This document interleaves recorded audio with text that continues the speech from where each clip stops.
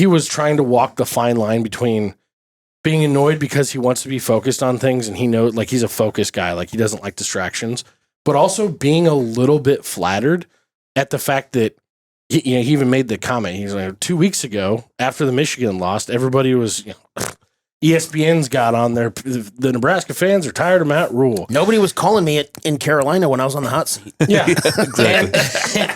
And then he goes 2 weeks later, and now it's, oh, please, Matt, don't leave us, please, we need you. 45, 40, 35, 40, he's gonna go! It's time people feel us! Big Red Junkies. Day by day, he gets better and better! He gets better and better! Team is KPB!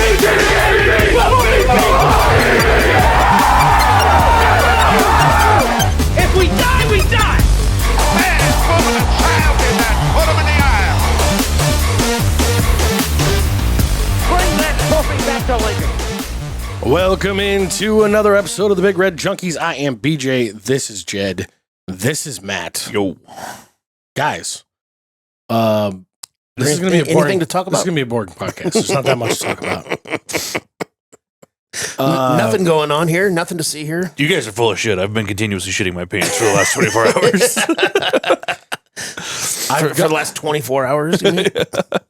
So I'm currently on the downside of my my roller coaster. I think we're okay right now, but who knows what's going to happen by the end of the show, because I want to hear what you guys have to say about it. But we're going to go ahead and address the elephant in the room, and that is Maryland. No, I'm kidding. whether or not Matt Rhule has any interest in returning to his alma mater. Yeah. I can't lie. I'm worried. I am too, a little bit. But also, they might try and fill the position before the end of the year. In which case, I don't see him going before the end of the year. No, I don't think that they will, unless it's Jimbo Fisher, they won't hire anybody until the year's over because their next guy is currently working. Potentially. Well, yeah, that's why I say unless it's Jimbo Fisher. A couple other guys that I think are probably on the list, at least getting calls. Urban Meyer's got to get a call. And Nick Saban said 3 weeks ago that he wanted to get back into coaching. He said he was ready. When? He was asked directly if he had thought any more about getting back into coaching, because there were some rumors swirling as the Kalen DeBoer exit was being talked about, this and that. And his response to it was, I can never remember his Miss Terry or whatever his wife's name is. He said, she sent me downstairs and she asked me to run the sweeper on the whole basement. And while I was doing that, I realized that I used to do a lot more fun stuff during the week. I think I'm about ready to get back into it. That was his response, and take that for what you will. Yeah. He didn't say it directly, but it seemed to me to be an answer of, yes, I think I have one more run in me. If that's the case, I mean, if you have the opportunity to hire Nick Saban, granted, we're seeing what bringing one of the greats ever back out of retirement is doing. It's a little bit different story when it's a college guy doing a college thing. Yeah. But I think he's got to be at least looked at, talked to. He's from Ohio originally. It's not like he's. I mean, you at least make a call and tell him to tell you no. Yeah, you make. Hey, you interested? No. Okay, bye. Well, and even if they aren't poaching him for the job, they still call somebody like a Nick Saban to be like, hey, who should we be talking to? That's just how the game goes. Same with Urban. I don't think Urban's coming back at all either. But you at least call him and say, shit. In case he says yes, you might as well ask the question. Well, and the same thing could be said for a Matt Rhule. They call around to the coaches doing well, yes, to gauge their interest, but also to talk to them about the position to see who those coaches think would be a good fit. Who would you recommend? Oh, yeah. Matt Rhule's getting the call one way or the other because one of his best friends is the guy in charge of the hiring process. Mm-hmm. So whether or not that's a call of, hey, are you interested? Hey, would you like to interview? Hey, would you take it? It might even just be a, hey, by the way, you might be on our list, but these are some other guys we're also thinking about. What do you think? Yeah. 100%. I think that short list, when it comes to guys that are currently in a spot, starts with, and then there's probably a giant gap between Curt Cignetti and everyone else. Yeah. That's the obvious answer, in my opinion. The only hesitation or drawback that I think you'd see from them is he's 64 years old. Mm-hmm. That's old to be going someplace and restarting. Granted, if he restarts the way that he restarted Indiana, but with a roster already chock full of talent, he could win a natty there next year the way that he coaches. Just out of curiosity, taking off your bias and all that stuff with just Nebraska in general, do you think Penn State's a good job? Yes. Or let me rephrase that. Where are they in the pecking order of good jobs across the country? The way that actually, I'm going to let Matt say this first. Okay. Mine's going to be a long answer. I think they have a solid fan base. I think, especially in that state, they're the top school. Mhm. Obviously, they show out all the time. They've been around for forever. Yeah, I think they're up there on the list of Big Ten schools that you can go get a job at. But I would put them in the same place as Nebraska. Okay. So for me, the way that I look at it is this. There's probably 10 to 12, maybe 15 schools that Matt Rhule could take as maybe a step up from Nebraska due to them having either more resources, because let's not kid ourselves, we don't have the max bucket resources. We've talked about that in the offseason a little bit. But also then things like an $800+ million renovation on a stadium that's already started and already approved and done. They have equal or better NHL resources than we do. They have a far better, easier accessible recruiting ground than we do. There's a lot more that they have to offer from a recruiting and building standpoint, on top of the fact that that's a walk-in day one roster that's already better than what he's got right now. Mhm. So if I'm looking at the job, I would call this one of those probably 10 better schools, better situations that he could step into. Now, the other side of that to me is, if you just look at it from specifically a Penn State's fan perspective, how do they sell Matt Rhule to the Penn State fan base when the Penn State fan base is what drove James Franklin out in the first place? They are as, if not equal to or more, fishbowl-esque, hard on their head coaches, hard on their quarterbacks there as we are here. And to the point that James Franklin almost had a tense relationship with the fan base and with the local media. You saw the way that he handled a couple press conferences last year with some guys that were potentially getting suspended or being looked at or something. I can't even remember what the situation was, but he was literally having, like, he'd just, nope, I'm not answering this. And he'd have the media guy come up and say, he's not answering these questions. And then he'd send the media guy back. And he acted arrogant and dickish to the fans, but that was after 12 years of getting the same shit. Yeah. Constantly. And so I think that's just as hard of a place to go coach as it is to coach at Nebraska. And we've talked a lot about the fishbowl at Nebraska. There's places like Ohio State's the same way.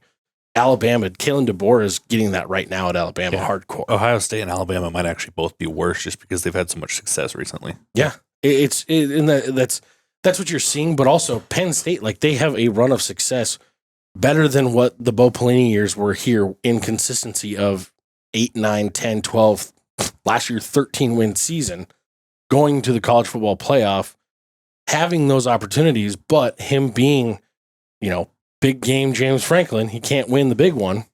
Well, Matt Rhule's one of the very few Power 4 coaches right now that has a worse record in big games than he does. Yeah.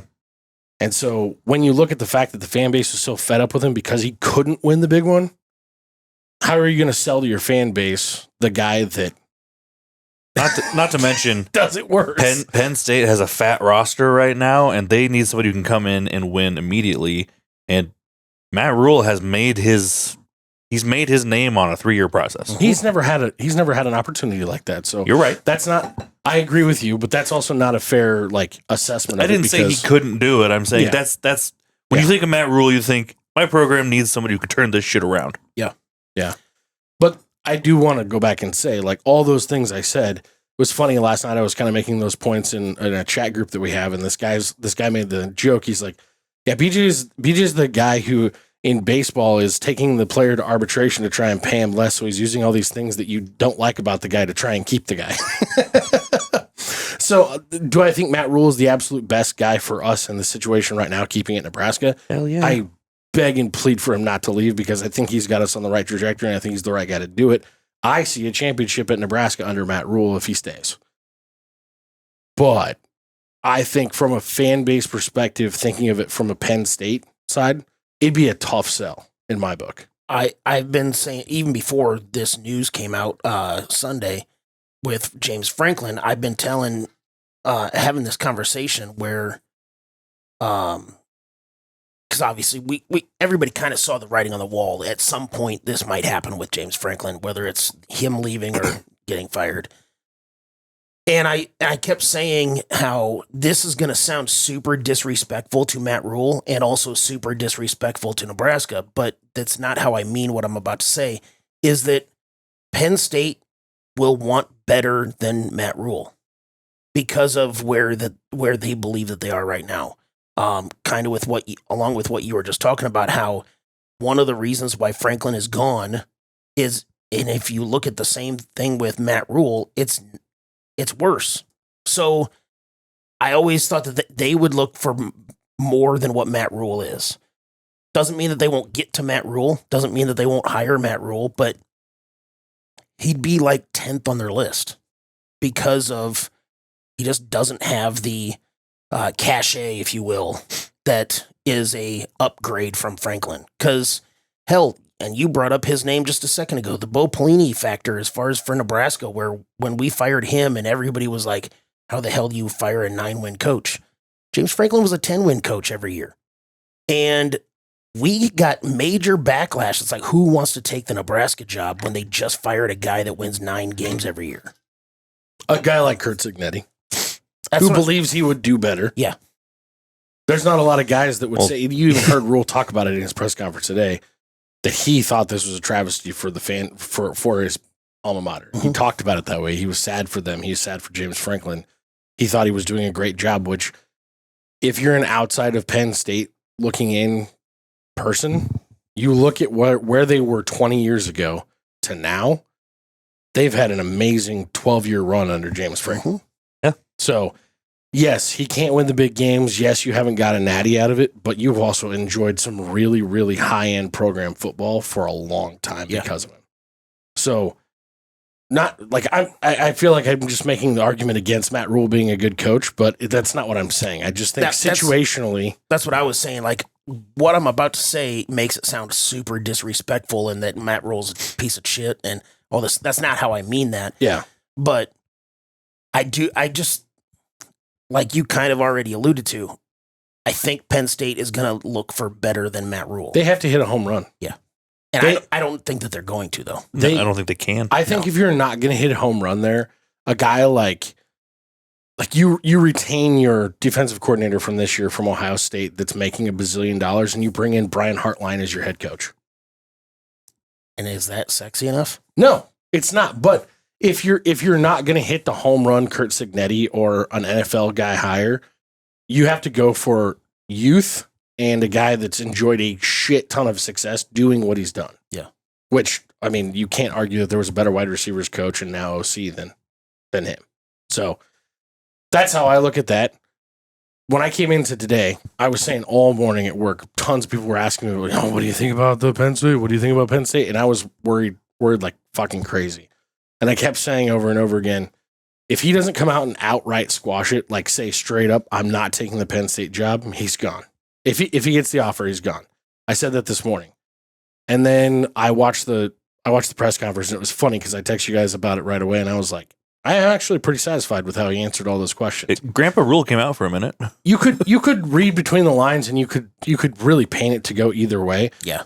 I was looking more at body language. I was looking more at tone and the way that he was talking about it. I think he was trying to walk the fine line between being annoyed because he wants to be focused on things, and he knows, like, he's a focused guy, like he doesn't like distractions, but also being a little bit flattered at the fact that he even made the comment. He's like, 2 weeks ago after the Michigan lost, everybody was, ESPN's got on there. The Nebraska fans are tired of Matt Rhule. Nobody was calling me in Carolina when I was on the hot seat. Yeah, exactly. and then he goes 2 weeks later, and now it's, oh, please, Matt, don't leave us, please, we need you. Yeah. So, hey, just in case it's your first time here, first of all, like, subscribe, share, follow. But also, we've never once said we were tired of Matt Rhule. We love Matt Rhule. We think he's amazing. And Matt Rhule, if you were for some reason listening, please don't leave. Yeah. Good God, please. The other thing that I heard later in the day that actually gave me a lot more ease I'm not going to divulge any specific locations or names or relations, but I did hear from someone who is partially related to someone who might or might not have spent some significant time one-on-one with Rhule this past summer, and that specific topic came up. And Rhule all but said, I would never take that job because I've seen too many guys go back to their alma mater and how much of a pressure cooker that is way past just what the normal is, and watched how if they don't have immediate super high end, like Urban Meyer winning a national championship in his first year back success, that you're done. And it can wreck your career. Look at Scott Frost. But he also mentioned that that's not a place he wants his family to live. Yeah, it's central Pennsylvania. You're an extra hour further away from a major airport than you are being in Lincoln. Yeah. Like, it's not a sexy place to live whatsoever. As far as the whole the guy coming home scenario, obviously we can talk about the Scott Frost situation, but the thing, it's not snowing outside yet. Yeah. Are there examples where it didn't work? Yeah, but there's also examples where it did work. I mean, you look at Steve Spurrier going back to Florida. Obvious, so it's not 100% on either side. That was also a very different time where coaches got 5 or 7 years. Yeah. Instead of 2 or 3 to show you've got shit going. Yeah. So I did kind of, and I texted you guys this as well. I kind of keyed in on Matt Rhule being like, I'm focused on my family being here and being comfortable here and finding my girls a place that they can play club volleyball. Like, he's not. The body language and the things he was saying without saying them to me felt like he was very happy with where he is. Yes. I got the same thing. The whole thing made me feel better, but at the same time, we don't know shit. No. He didn't outright come squash it, and that's why I don't feel great. Yeah. But it was kind of one of those, like, he said what he needed to say. Yeah, he said the right answer. His comment of, I wanted him to say, what I really wanted him to do was say, no, I'm not leaving. But I knew he wasn't going to say that. That's not how this works. I think he also gets joy out of playing with the media like that a little bit. I mean, because he's done that before. As he, for the second week in a row, pointed out that he's tired of the negativity of the local media and the sometimes snarky or shitty things that they might be posting during games. He brought up a specific one about getting showed tweets during games of stuff that he thought was sarcastic or not nice or whatever. However he said it. I think that's one of those things that he's just going to continue to poke at them a little bit. Like, hey guys, stop being so fucking negative all the time. People need to be a little more happy around here. And with what we see from a lot of coaches across the country in scenarios like this, where they get raises because a big job opened. Oh, yeah. If Rhule wants to use this to get a raise from Nebraska, first and foremost, I'm okay with. But also, you don't come out and say, I'm not leaving, because there goes your negotiating. Yeah. What he came out and said, hey, I really love it here, but hey, Matt, what would you need around you to make the situation even better? Yeah. Well, look, guys, people need to stop bitching about the amount of money we spend around here and understand that 30, 40, $50 million rosters are the new norm, and I want that here. Mm-hmm. So, or $100 million if you're Texas Tech. Pony up a little bit. Also, that we need stadium renovations, and that shit needs to get pushed along. Like, those are some things that, just looking at the Penn State job directly to the Nebraska job, that he then brought up in the press conference when asked about that. That's very obvious that he was saying almost directly, it seemed like, to the donor base, hey guys, we need more. That question almost felt like a plant when it was asked, because it was just like the perfect question to be like, okay, so it's a natural follow-up question. Hey, if we're trying to convince you to stay, what do we need to do? For it? It was like tee, ball, bat. Here you go, Matt. Absolutely. Go ahead and take a swing. Absolutely. But all that being said, we have no fucking idea, and we hope you stay. Yes. Oh gosh, yes. Please. And hey, Signetti, you're already an asshole. Just be an asshole that leaves Indiana in the middle of the season. Go take over Penn State and I think it'd be do the fucking recruiting hilarious. from the beginning. Do it all.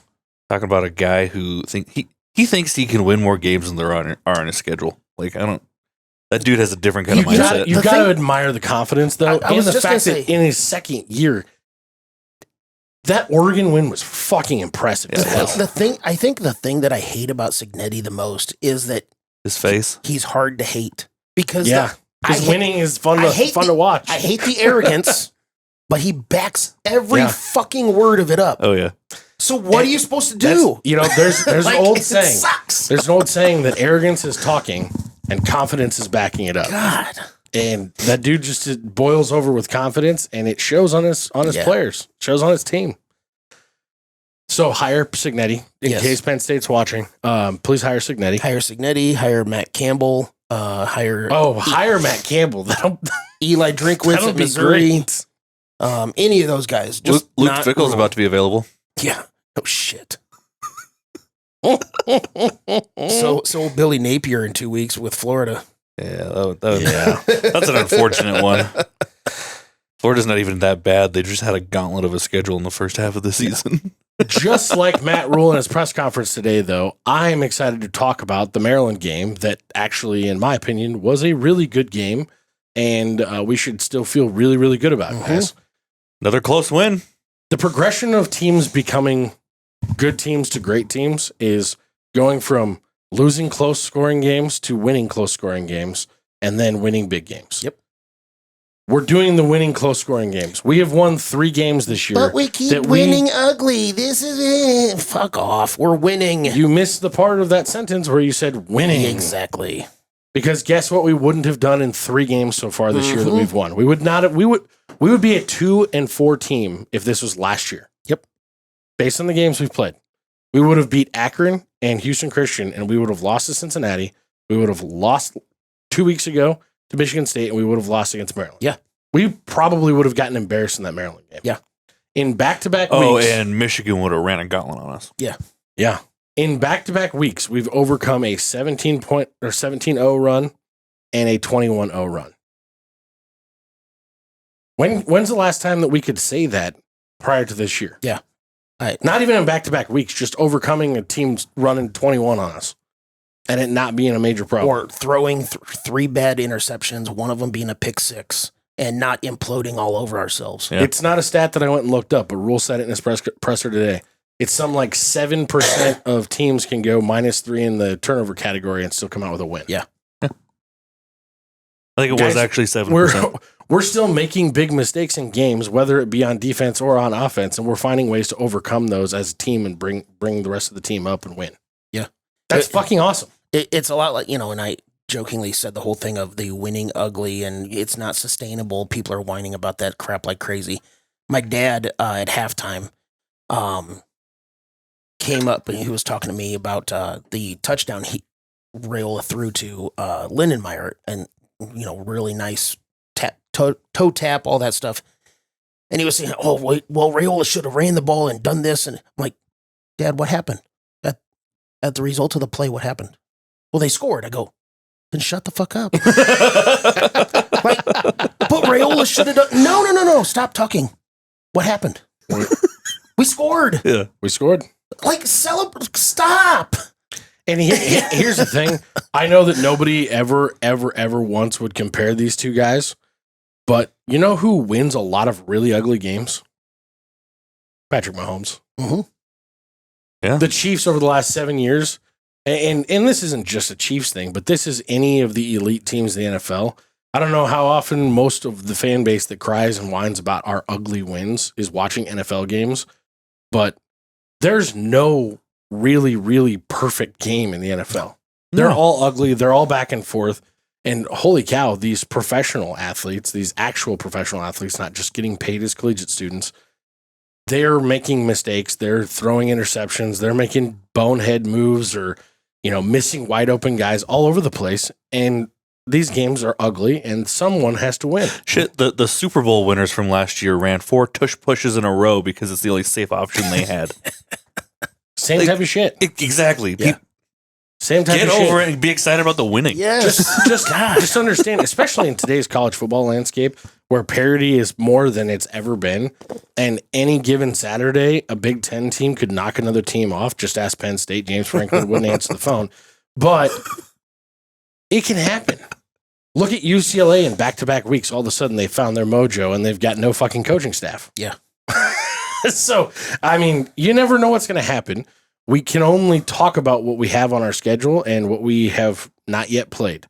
We've won 5 of 6 games. Mm-hmm. We lost the one by 3 points. We're having a good fucking season so far. And if winning ugly is not sustainable, fine. I'll enjoy the ride as long as it goes. Yeah. Like, whenever we crash and burn is whenever we crash and burn. But on the way, I'm going to have a good time. Yeah. I'm going to have a good time. And maybe I'll sober up when we get there. But yeah. Or maybe I won't. Who knows? Whatever. Hell, I won't, because then I'll need to drink more because we crash and burn. But are we all in agreement that EJ gets the MVP of the game? Holy hell. Yeah. It was funny. I was listening to Damon this morning, and he talked about the pregame in Maryland, and he said that he went up to Emmett, and Emmett just kind of calmly whispered to him, "I'm going to put something up today." And Damon was just like, "Your lips to God's ears. You do you, bud." He put something up for sure. I'm going to be interested to see if that translates to something even more profound this coming week. At coming home for him.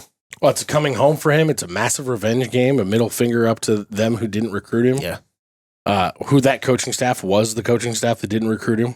Didn't even give him a sniff. And it's his first real game against them, because 2 years ago he didn't play at all. Yeah. So, this is kind of his first opportunity to be like, "Yep, remember me? Yeah. I grew up 2 blocks from here." Yep. Yeah. I was really excited about putting some numbers up on this field, so I'm going to today. Yeah. Yeah. On the defensive side of the ball, who do you guys got outside of Javin Wright, who had Jesus. 12 tackles, 9 solos? Yeah, that's... Which was, by the way, one of the quietest 12 tackle games. 100%. Because I felt like Vincent Shavers was the linebacker that I had my eye on the most in that game. Mm-hmm.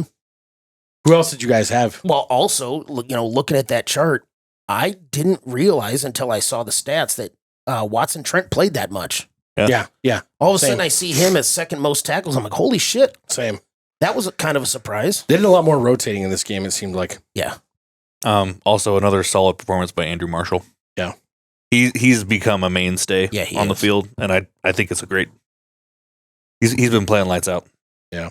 It was kind of just one of those games. I don't want to say it's blod, because I don't want to, insult the game in and of itself, but it was a very methodical game on both sides. Nothing spectacular. Nothing horrible. Nothing spectacular. There were 65 points scored. No, but I mean, nothing that you can be like, outside of the run by Emmett and the kick return that we had, but everything was... And should have been punt return. 6 yards here, 10 yards here. 65-yard pass to Isaiah Hunter. Yeah. Well, even that was just a screen. I mean, it was back-to-back weeks for a touchdown. Apparently, that's just his play now. Yeah. Kept his shoes on this time. But one of the big things... I don't know if it made him any faster, though. I don't think it slowed her down a little bit. This spreadsheet has been going around for a couple of years now by Stu Manji on Twitter. He goes back to 2018, and through 34 games and 38 drives, when Nebraska's final offensive possession, when tied or losing by 1 score or less, we have only now, including the Maryland game, we have only scored 4 times in all that scenario. 34 games, 38 drives. We only have 2 wins. Like, when we got the ball at the end of the game, down 4, needing to score a touchdown, again, like this is something different. You talked about we would have lost 3 other games this year in previous years. Just in a general sense, we don't go down and score. Yeah. The way some of these drives have ended, a fumble, an interception, turnover on downs, missed field goal, turnovers. This is our first time we've won a game in that scenario since 2019 against Northwestern. Yep. We typically don't go down and win the game. We did it. Difference between having an absolute dog animal at quarterback. Yeah. In my opinion. And a real play caller. A real play caller. And Matt Rhule, he kind of talked about it in his presser today. He's like, it almost felt like it was inevitable that we were going to score on that drive. We also just, the other fun thing is in that game, I thought Maryland had a lot more skill guys out there than what I expected to see. They look really good. That's a good fucking football team. Malik Washington is going to be a fucking problem in this. I don't like how calm he is. We As a freshman. for one of the first times in a long time, I felt like we looked like we had a bunch of skill guys out there. Mhm. Yeah. It wasn't one or two guys. Yes, Emmett stole the show for the day. Hunter's becoming a wide receiver one, hardcore in my opinion. That dude has had back-to-back amazing weeks. He's starting he's mossing people. He's going up you can actually throw a fade ball in the end zone right now because he's going to go up and get it. And he's not the only one, Luke Lindenmeyer. Yeah. I mean, we've got dudes. I mean, we've got guys that are kind of all over the place. Hell, Hartberg kept having a one-handed catch. Yeah. That was also you can't take the that play away from Dylan. There were a couple of those throws. He had some bonehead moves in this game, but he again, he's got a highlight tape that he's putting together this year of just out of this world throws. That Luke Lindenmeyer touchdown Where he's falling back to his left. He squeezed that ball. There were 4 different sets of hands. Sorry. I'm talking about the one where he was running left to right. Yeah. And there were 4 different hands that were within an inch of touching that ball. Mm-hmm. And he just squeezed it in there. Now, are there passes where you'd go, you should never He threw throw 3 interceptions. Well, not just that. But specifically, I think it was the first play on the last offensive drive where he threw the ball late across the field. And it's Oh, yeah. I mean, it was completed to Lindenmeyer and it worked, but don't make that a habit, please. Because there's usually never good things that happen with that. Yeah. It worked, but Lindenmeyer happened to have about 15 yards to himself. yeah. Which is why he only got 3 or 4 yards after, though, because it's clear across the field, across the body. Yeah. Yeah, I thought the defense played really well. I don't care about the number of passing yards that we gave up. Nope. I thought the defensive play calling was a little bit head scratching, playing so much over zone, deep over zone. Didn't exactly understand that, but I do know that coming into the game, Malik Washington and their wide receivers were doing a lot of long ball stuff. And so maybe that's part of what it was. I don't know.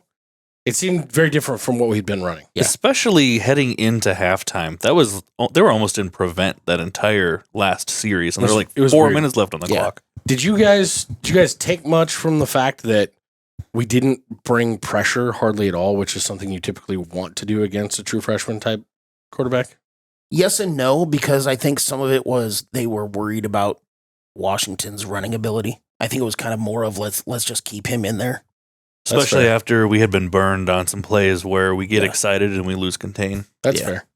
I will give up some of the elite pass coverage if it means that we're shoring up our rushing game. Yes. And we've shored up our rushing game, guys. Mm-hmm.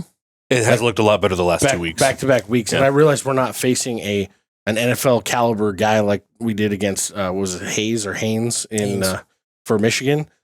But we've looked really good. It's been better. Well, let's be fair. Maryland is a bad running team.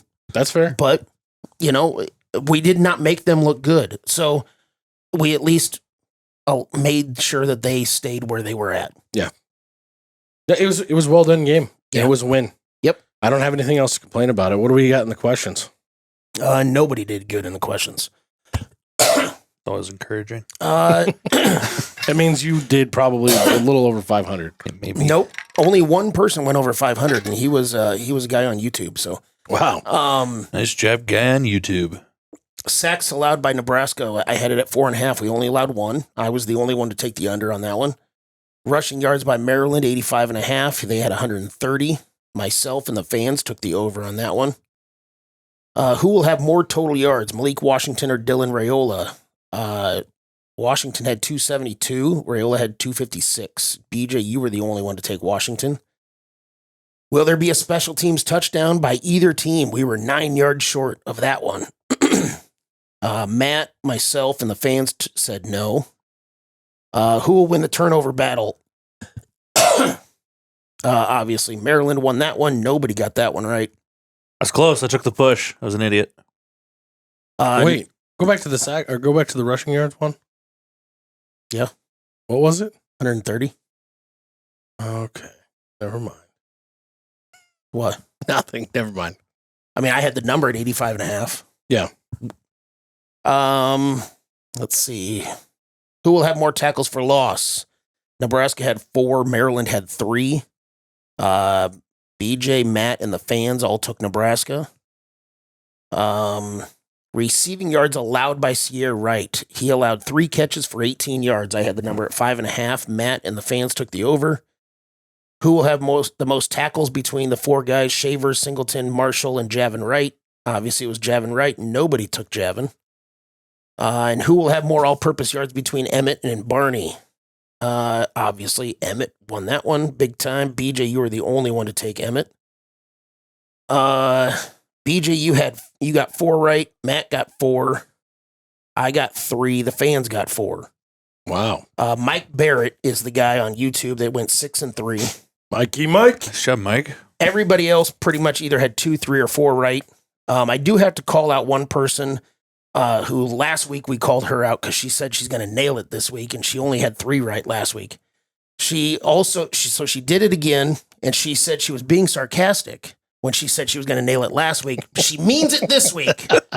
And then she said that we need to make the questions tougher because these were too easy. Okay. She went 3 and 6. What's her name? Who is this? Julie. I Julie. don't know who Julie is. We but love you, Julie. Keep it coming. We love you. Julie, I'd like you to start putting money on these bets. So we want to Pick them and then go wager the opposite. You're going to nail it this week, I swear. Good stuff. Good stuff. Anything else on the Maryland game, or are we ready to roll? I'm ready to move on. Win number 5. Let's go. Guys, I am jacked because I'm going to the Minnesota game. Nice. I'm going to be up there. We're getting up there Thursday evening. Going to go out and have a little bit of fun. Probably be at the Lions Pub about 9 o'clock. Such a fun atmosphere to go to. Going to have a few there, and then going to be tooling around and probably back down at the Lions Club by about 3 o'clock on Friday. So come out and join me if you're out and about, guys. I'd love to hang out. And if it's anything like 2 years ago when we opened the season in Minnesota, about 8:30, 9 o'clock, feel free to walk around downtown. You might run into Rhule like I did. You might get a photo op. First roll. Might get a photo op. The game will not be anything like it was 2 years ago. Hopefully It not. better not be. No. Jeff Sims won't be there, so that's one leg up we've got. Hey, he started last week. Yeah, he did. How'd that go? He was on the field.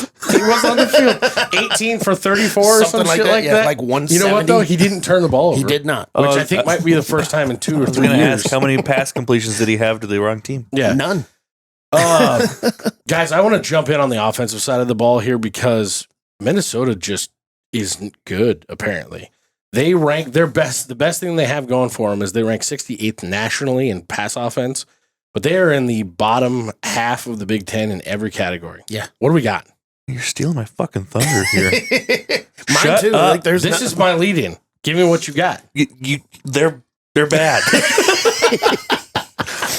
I'll run through all the stats for you. So they scored just over 27 points a game. That's 14th in the Big Ten.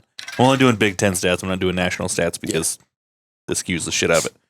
So 27 points a game. That's really skewed by the 66 points they put up against Northwestern State.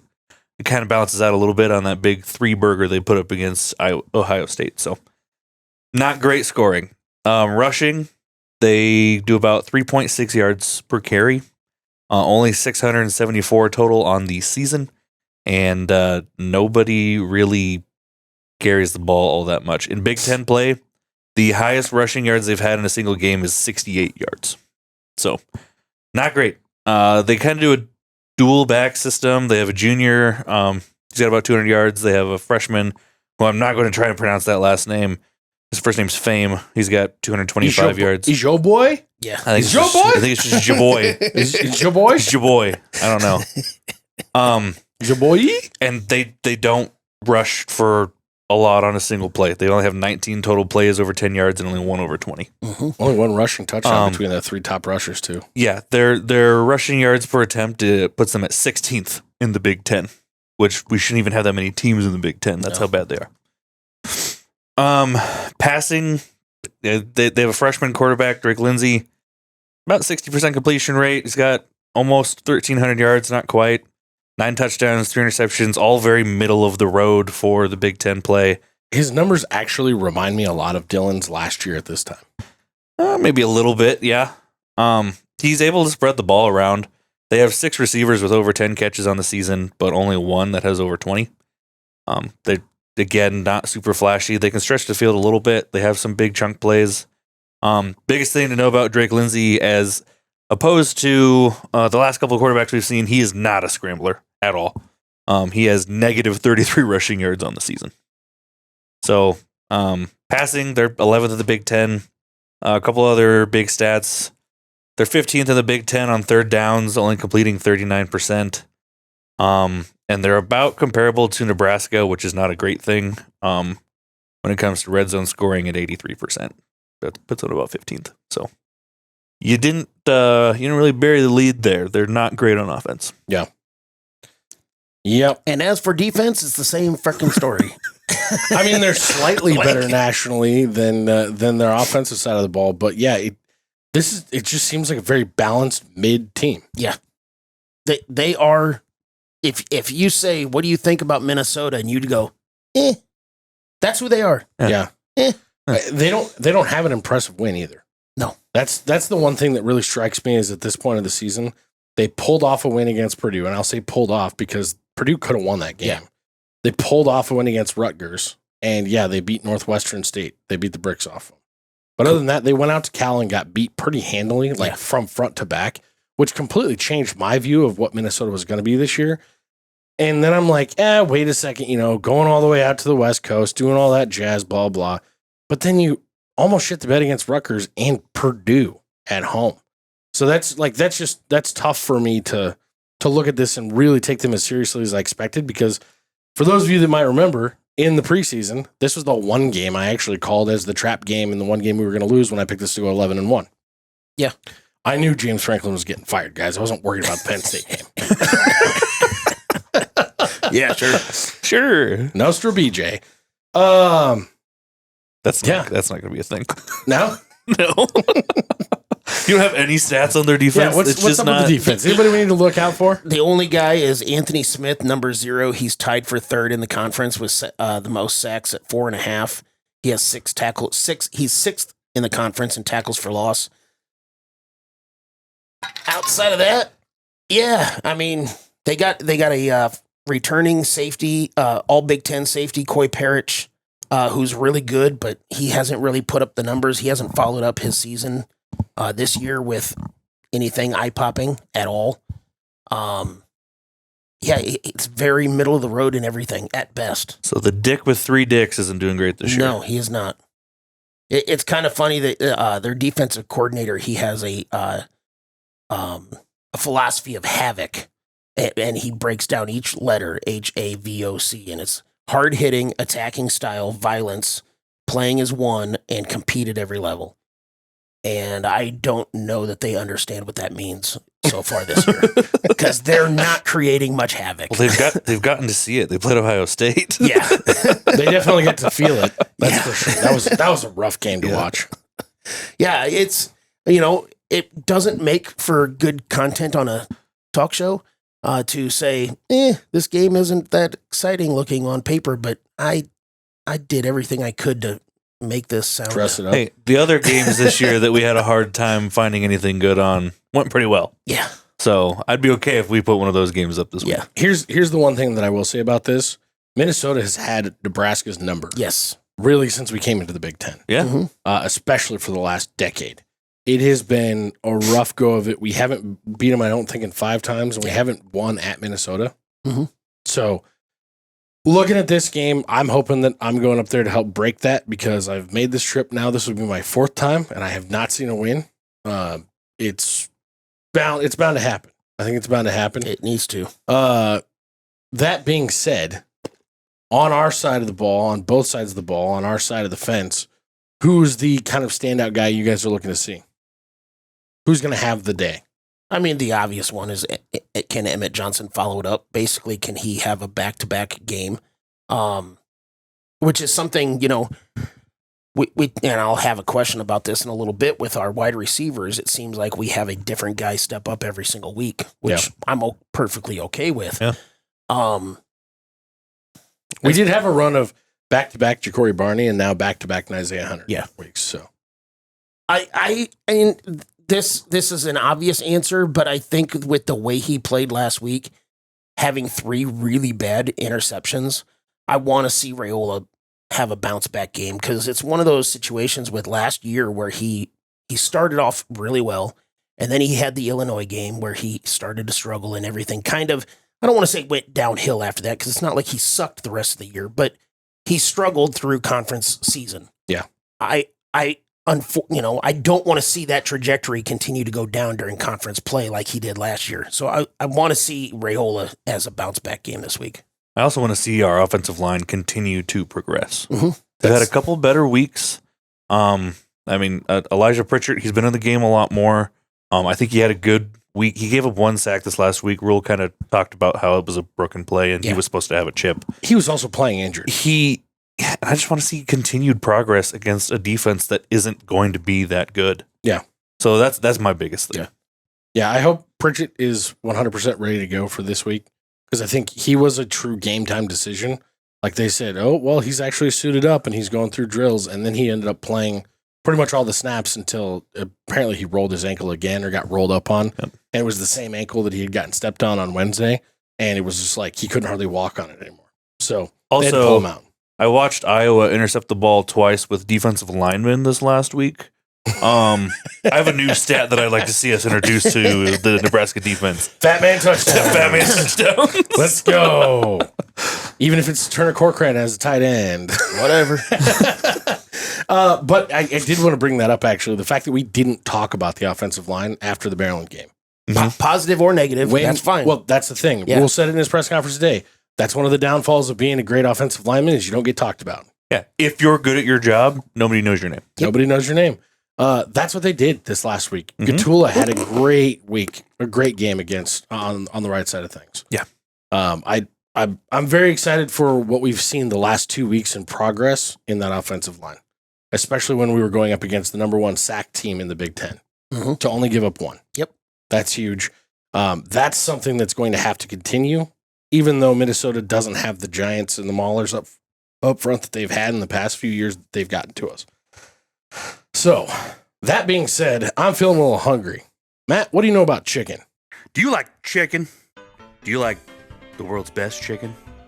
I happen to love chicken, and I'm here to tell you, Trax Lounge in Omaha has the world's best chicken, and that's a scientific fact. Actually, ever since 1965, Trax has been proudly serving the world's best chicken right here in Omaha at their original location just north of Center on 1506 South 60th Street. But honestly, their chicken is so good, they've officially flown the coop and opened a second brand new location out in West Omaha on 18111 Hugh Street. If you like your taste buds, you want to treat them right, get over to Trax today and get some of the world's best chicken. And if you really like your taste buds, get the hot buffalo mixed with garlic parm.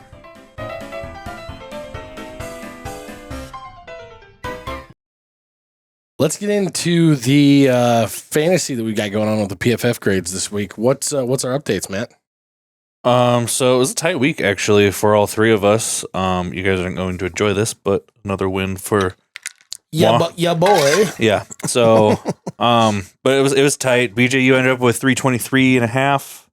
I had 343, and Jed, you were at 334. So I mean, yeah, pretty close. A lot of just solid play, not a ton of high numbers going around.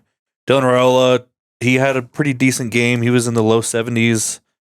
He was your best player on your team there, BJ. For myself, I had Emmett Johnson, who was the top player on the team this week. Obviously, he had a great fucking game. Marquise Buford was also in the high 70s, and Luke Lindemeyer was a low 70s guy. And then, Jed, for yourself, highest on your list was Henry Lutovsky with 69 nice points. Yeah. We did have two players. Obviously, Willis McGahee didn't have any snaps, so he was obviously disqualified. Micaiah Nelson also only had one snap in the game, so he was disqualified, but he was on your bench. Wow. So it's just a solid week of play from everybody, but no super flashy numbers. Nope. I think we're rocking, and I'm ready to get into the questions there, Jed. Hell yeah. All right. I guess maybe a topic of conversation real quickly as I lead into my first question. I understand the consternation of our running game, but do we have a good running game? I think we have a good running back. Okay. And a complementary running game. Okay. I would not call it a good running game from a perspective of if you're just grading us out from are we a good run offense? I don't think so. But I think we use it very complementary in a way that a lot of pass-happy offenses would be used, especially like if you look at it more from an NFL style. I mean, if you're just looking at stats, we're a middle of the pack running game. Yeah. For the Big Ten. But so I kind of agree with BJ. I think Emmett Johnson is a fantastic running back, even though typically he does not have the blocking standards that we need from him. When he's running the ball, he's fantastic. It's just really, and I completely agree with what both of you said.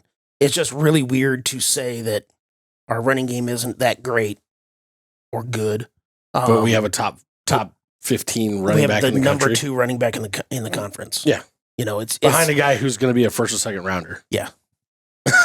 So, yeah, no, it is telling though when the coaches bring up an individual player's stats as opposed to the team stats. Yeah. Yeah. That's why I'm saying it's more of a complimentary run game. I agree. So the first question is Emmett Johnson rushing yards. Again, let's see if we can do it back-to-back weeks. He's averaging 108 per game. So will he get over 100? I got it at 99.5. Typically, Minnesota's run defense is usually really good. Typically, it doesn't apply to them this year. Correct, but they've only allowed one running back so far this year to get over 100 yards. That was Antoine Raymond at Rutgers a couple of weeks ago. He had 161. Ohio State didn't have a back go over 100 yards. That's shocking to me. So, will Emmett Johnson get to 100? Yes. I'm going with no, because I think that if there's one piece of bulletin board material that PJ Fleck knows that Nebraska has on this game, it's Emmett Johnson and his want to prove them. And that's going to be the one thing that they're going to try and for sure take away in this game. Okay. Yeah, I hope that you're right, because that'll open the rest of the offense up. I'm with you. I'm with you. And the big thing is, we talk about how he's got the second most rushing yards in the conference. And yeah, he had 170 something the other day against Maryland. So it's not like he is just padding it off of one game. Half of the games so far this year, he's gone over 100 yards. Yeah. So I think this one's a tough one. I think if the team has a good day, he'll have a good day. Yeah, I'm going to go with the over. I was going to say, it kind of just depends on how you feel about this game, though, too. Yeah. Because if it comes down the stretch and we're up by a ways, he's going to fall ass backwards into 100-plus yards. Mm-hmm. Yeah. Question number 2, who will have more receiving yards? I'm going with the big 3. Hunter, Barney, or Key? Here we go. Yep. Who it is? It's the juggling act. Yep. And which one of us is going to take each one of? We're all going to take one of the 3, more than likely. I'm going with Hunter before you guys call it. I was already going to say I'm not going with Hunter because He's had his there's big no weeks. way he's going to get back to back to back. And I'm going to take your pick and say before you can, I'm taking Key. That's fine because I was going to Corey Barney. He's a Barney guy. I mean, I was on Dane Key big. Dane Key, unfortunately, has been too focused on by defenses. Yeah. And that's allowed for Barney and Hunter to have more opportunities. I think that's going to continue. Yeah. Question number 3 is a guy that you just picked up, Matt, on the Pro Football Focus fantasy thing. Williams Winery pressures, according to Pro Football Focus. I've got the number at 6.5. He has the 4th most pressures in the Big Ten this year. The last 2 games, he has had over 50 snaps, and he's had 6 and 8 pressures in each of the 2 games. Can we just go ahead and say something for a second when it No, comes don't to say anything. when it comes to It's a podcast. You're not allowed to talk. there's a lot of transfers in the Rhule time so far that we can say have not been good hits. Mhm. Some have been massive failures, in my opinion. Some never saw the field. Winery might turn out to be the monster hit. Maybe. Because the way he's playing now in his first year on staff, on whatever, we talked about it before the season. We talked about it when he first came, when he first transferred in, that, oh my God, we have 2 of the top 5 guys in that class. He's playing like it now. Yeah. He looks really good. It's fucking exciting. And going into the year, the talk on him was he was a long-term project, not a right now Yeah. guy.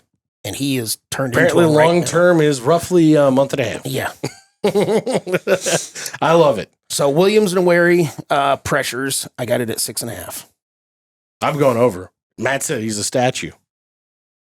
The guy's going to get pressure. It might actually be the opposite game plan of what we saw last week. Yeah, I could see us having more pressure this week than we did last week for sure. And I agree with BJ. Unfortunately, I don't like saying that, but I think he's going to go over in a big way on this game. With us playing our third freshman so far this year, from the quarterback perspective in conference, how much did Matt Rhule kind of reset the table when it comes to playing true freshman quarterbacks last year? Because that was not a thing the conference was doing. Some of this almost feels more like necessity to me. Yeah. There just wasn't a lot of experienced talent in the Big Ten right now. I mean, they had Callie McManus. They could have kept him. It's going to make, if they all stay where they are, it's going to make 2 years from now very interesting when they're all seasoned. Even better quarterback play in the Big Ten? Yeah. Yikes. I don't like agreeing with both of you, I wouldn't. That's usually when we all get it wrong. but I'm going to go with the over as well on Williams and Wary's Fans, pressures. this is when you go ahead and take the opposite side. This isn't going to go well. Who will have more sacks, Nebraska, Minnesota, or push? Nebraska has allowed 16. Minnesota allowed 10. And Nebraska has 11 sacks. Minnesota has 14. Wow. Well, math kind of says Minnesota on this one. So I'm going to take Minnesota. Last week, it was 1-1 for Nebraska, Minnesota, or I was going to Maryland. say, Math also said coming into the Maryland game that Maryland should have had a heyday and didn't. I think as long as Elijah Pritchett is healthy, we continue to just see a further progression of what this new offensive unit is. I like it. I'm going with Nebraska's going to have more. Okay. Nebraska's defense is going to have more. Yeah, sacks. Got it. Yeah, the question is who will have more sacks. So, yeah, you're good. Matt? I'm going to stick with math on this one. I'm going to be glad to be wrong. Yeah, you doing push or Minnesota? Minnesota. Okay. I'm going to do the push. That way, somebody Push wins. it real good. We were 9 yards away last week. I asked this question for either team. I'm just doing it for Nebraska this week. Does Nebraska get a special teams touchdown? I'm going to let BJ go first, and then we're going to guilt him into his answer changing. Yeah, he got this one wrong last week because he switched it. Yeah. I feel like this is turning into the new, are we going to have A 10? 0.5 Yeah. It's the opposite. It's the punt opposite. return yards? I love that it's the opposite because we've gone from, are we going to do anything to, Yes. are we going to be so good at it that we're Is going it to a house score call? from it? Is it a house call? Yeah. Uh, Come on, you know you want to. Do it. all right, I'll do it. Yeah. There it is. Gee, that was hard. I still tied for most points last week. Yeah. No. No. You're still on the prove it train? It's not about proving it. They've proved to me that they can do it. Mhm. Math says they won't because it doesn't happen every week, even for the best returners. Yeah. I don't know. I feel like Barney's like got that loaded. Well, he's already done it without, there was a block in the back that brought it back. Yeah. So. Screw it. I'll ride this train with you, BJ. Yeah, now we definitely know we're not getting one. Hell no. Damn it. Question 6, who will throw more interceptions? I don't like having this question, but the way Rhule had 3 last week, it is what it is. You're not wrong. Minnesota has 6 interceptions on the season. They have thrown 3. We have 3 interceptions on defense, and we have thrown 5. So Minnesota, Nebraska, or push. We only have 3 total interceptions, Yep. with Singleton having 2 last week. Yep. Whoa. I thought we had more than that. Matt? I'm just going to keep riding this math train and go Minnesota again. I don't like how Dylan Raiola looked with his decision-making last week. For some reason, it seemed like a step back. So this is going to be a prove-it game for me on him. And I think we maybe get one on defense. Okay. Well, I'm going push. Just to be difficult. I could also see this being a clean game by both teams. That's where I am. Yeah. I'm definitely not going to say Nebraska because I already said at the beginning of the show that I think this is a bounce back game for Rhule. I already said push once, so let's say Minnesota throws more. I'll go with that. Question 7. Does Nebraska outscore Minnesota in the fourth quarter? So far this year, Nebraska has outscored their opponents 65-16 in the fourth quarter. Minnesota is 31-31 in the fourth quarter. They are equal scores. The answer is Nebraska. Yeah, unless we're up really big, the answer is Nebraska. And when I say we're up really big, I mean if we have taken our starters out, we might not. Yeah. We also have pretty competent backups. So Facts. You know, Rhule talked about it in the press conference today about how, you know, we have given up leads and we need to learn better on putting teams away, which is obviously true. But, you know, again, 65-16 in the fourth quarter, we are at least bouncing back and putting them away in the fourth quarter. You're not wrong. I'd like to put them away in the third quarter, but fuck it, put them away by halftime. yeah. Yeah, I think Stuff them down in the gopher holes. Give all the Nebraska fans some room to sit and breathe in the second half as they enjoy the win. yeah. Especially like, let's not have them play that frickin' Ric Flair woo 87,000 times. Woo! God, You're not going to be there to hear it. Just me. you can hear it on TV. It's fucking annoying. Take a recording and send it to them. Ugh. I Last, will not put that on my phone. No. last question. Dylan Rhule passing yards, 249.5. Willie gets 250. Minnesota allows 200 per game.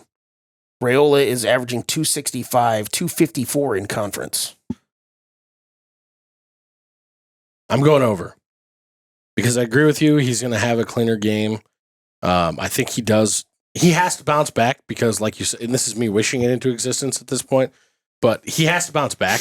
Otherwise, it does. The doubts and the thoughts do start to creep in of, is this who Dylan Rhule is? Is he's going to come into the season hot and then have a setback game and then all of a sudden can't get out of his funk? Yeah. We're got to buck that trend. We got to get over that. So I'm going over. I am as well. Yeah. Well, what'd you set it at? 250. I'm going to go over as well. Okay. Minnesota's not good. No. That's all I got. That's all you got?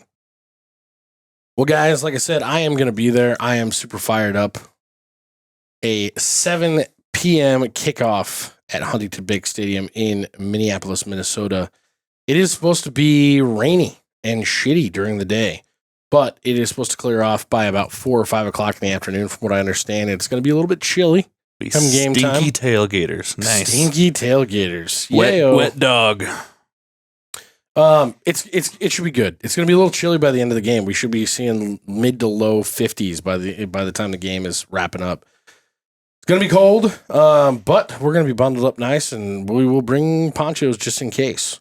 Nebraska opened as a 5.5-point favorite in this game, and it has already ballooned up to 7.5. The over-under has stayed pretty steady, right at opened at 47.5. It's now at 46.5.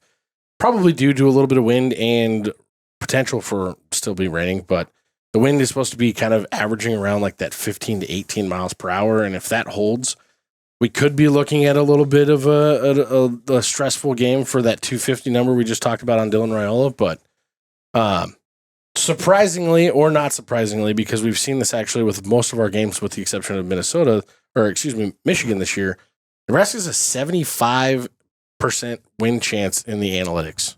It's anywhere between, I even saw it up to 81 on another one today, which is wild. But like you guys talked about in your offense and defense breakdowns, they don't have shit. No.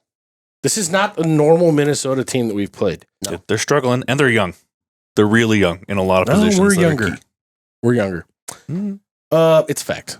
Okay. It's science. I don't know what that means. It's a scientific fact, as you said earlier. Yeah.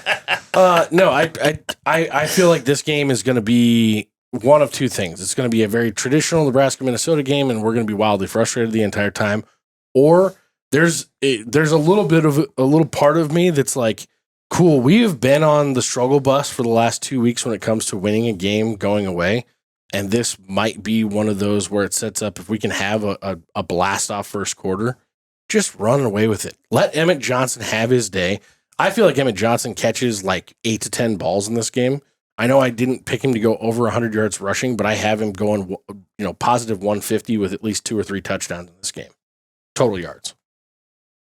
Yeah, unless Minnesota finds a way to just make this one of those ugly Big Ten games where it doesn't matter how good or bad the team is, they play it close. I think Nebraska has the talent and the ability to just kind of run away with this one. So I fully agree with you. To me, this is a game where Nebraska can leave the past in the dust and just start a new standard against Minnesota this year and kick the shit out of them. I'm going to quote Matt and say math, where do I think that Nebraska will beat them up? Yes. Math says that Nebraska doesn't cover the spread. True. It's what they've done all year so far. They do not cover the spread. So I'm going to go with Minnesota with the spread, but Nebraska's going to win, and I'll take the over on the total. They say good teams cover great teams, or good teams win, great teams cover. Yeah. And we're a good team. We're not great yet. So I agree to this point. I do think we show a little greatness this week, and I am actually going to go ahead and lay the 7.5 points, and I'm going to go over on the total. I think that Nebraska gets close to that total by themselves. For me, the spread's a tricky one. Like I said, I think we can leave Minnesota in the past. I agree. I don't know that we do. Exactly. So I'm going to say Minnesota covers, Nebraska wins by 7. And we go... Hope you bought it early, folks. Yeah, we go... yeah, no kidding. We go over on the total points. Let us know what you guys think. Hopefully you've been following along with the questions and you're dropping those in the comments, but let us know what you think about the game. Let us know if you're going to be up there. Like I said, Lions Pub, would love to see you guys. We'll be out there about 3:00 that day. Go Big Red. And this may be the most unbelievable night in Cornhusker football history.